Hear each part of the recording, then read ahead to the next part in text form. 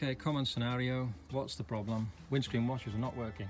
We don't know why. The motor's working, but no liquid's coming out. Okay, it could be a leak in your system. That's one thing you have to discount. If it's not a leak in your system, it could be the second option, which is gunk on the filter. Down in the deposit, you have a filter over the pump.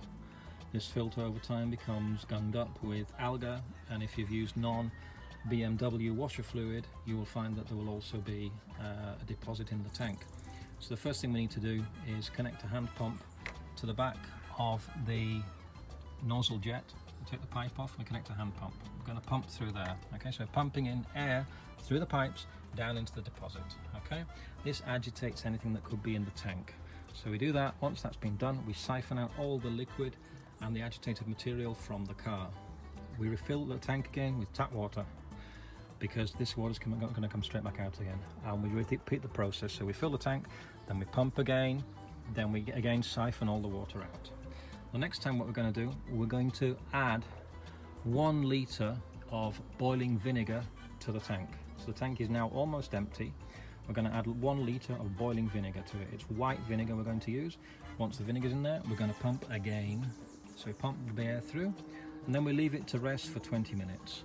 In this 20 minutes, the vinegar will dissolve any deposits in the tank, but 20 minutes is enough. You don't want to be doing more than 20 minutes.